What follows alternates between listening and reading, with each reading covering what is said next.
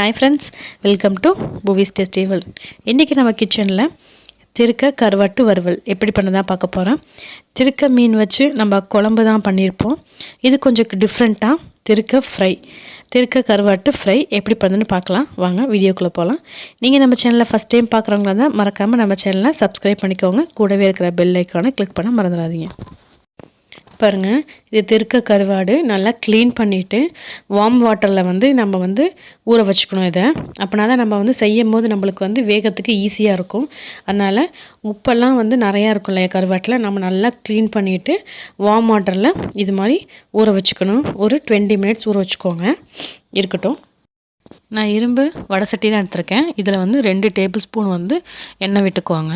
இது கூட 2 medium size வெங்காயம் கூடவே பூண்டு பல் 15 போல பூண்டு பல்லை நல்லா இடிச்சிட்டு சேர்த்துக்கோங்க. அப்பனா தான் ரொம்பவே வாசனையா இருக்கும். இப்போதான் நம்ம ரெண்டையும் நல்லா வதக்கிக்கலாம். வதக்கிட்டு ஓரளவு கலர் சேஞ்ச் ஆனதுக்கு அப்புறம் நம்ம இது கூட தக்காளியை சேர்த்துக்கலாம். பாருங்க இப்போ நம்ம 2 மீடியம் சைஸ் தக்காளி இது கூட சேர்த்து நல்லா வதக்கிக்கணும். அது தக்காளி நல்லா குழைவாகிற வரைக்கும் நம்ம வதக்கிக்கலாம். இருக்கட்டும். இப்போ இது கூட நம்ம 1/4 டீஸ்பூன் மஞ்சள்தூள் சேர்த்துக்கலாம். பாருங்க தக்காளி நல்லா குழைவாயிருச்சு. இப்போ இந்த ஸ்டேஜில் நம்ம சேர்த்தா தான் நம்மளுக்கு நல்லா இருக்கும். இது கூடவே 1 டீஸ்பூன் அளவுக்கு மிளகாய்த்தூள், அப்புறம் இது கூட 1/2 டீஸ்பூன் அளவுக்கு சோம்பு, 1 டீஸ்பூன் அளவுக்கு மிளகு நல்லா இடிச்சிட்டு நல்லா பவுடர் பண்ணதுக்கப்புறம் இது கூட சேர்த்துக்கலாம். அப்படின்னா தான் கருவாட்டுக்கு ரொம்பவே டேஸ்ட் கொடுக்கும். நல்லா வதக்கிக்கோங்க. நல்லா சுருண்டு வரணும். அப்போ அதுக்கப்புறம் நம்ம கருவாடை சேர்த்துக்கலாம். பாருங்கள் நல்லா வதங்கினதுக்கப்புறம் இந்த ஸ்டேஜில் நம்ம கருவாட்டை இது கூட போட்டுக்கலாம். நம்ம பாருங்கள் கருவாட்டை தண்ணியிலேருந்து எடுத்துகிட்டு நல்லா புழிஞ்சிட்டு போடணும். அப்படியே எடுத்து டேரெக்டாக போட்டுறக்கூடாது. தண்ணி நல்லா அப்சர்வ் ஆகிருக்கும் இல்லையா, ஓரளவு புழிஞ்சிட்டு அதுக்கப்புறமா கருவாட்டை போட்டுக்கோங்க. போட்டுட்டு இந்த கருவாடு 150 கிராம் இருக்கும். இதுக்கு 1/4 கப் தண்ணி ஊற்றி நம்ம வேக வச்சுக்கணும்.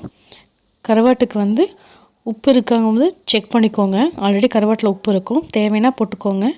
மூடி வச்சு வேக வச்சுக்கோங்க. ஒரு 15லேருந்து 20 நிமிஷம் வரைக்கும். அடிக்கடி திறந்து கிளறி விட்டுக்கோங்க. பாருங்கள் அடிக்கடி திறந்து வச்சு மிக்ஸ் பண்ணிக்கோங்க, இல்லைன்னா அடிப்பிடிச்சிடும். ரச சாதம், சாம்பார் சாதத்துக்கு இது கூட சைட் டிஷ்ஷாக சாப்பிடும் போது ரொம்பவே அட்டகாசமாக இருக்கும். அந்த மாதிரியான ஒரு கருவாட்டு ஃப்ரை பாருங்கள் ரெடி ஆயிடுச்சு. ரொம்பவே சூப்பரான கருவாட்டு ஃப்ரை, திருக்க கருவாட்டு ஃப்ரை. நீங்களும் உங்கள் வீட்டில் செஞ்சு பார்த்துட்டு எப்படி இருக்குன்னு மறக்காமல் கமெண்ட் பண்ணுங்கள். இந்த வீடியோ உங்களுக்கு பிடிச்சிருந்ததுன்னா மறக்காமல் லைக் பண்ணுங்கள், ஷேர் பண்ணுங்கள், கமெண்ட் பண்ணுங்கள்.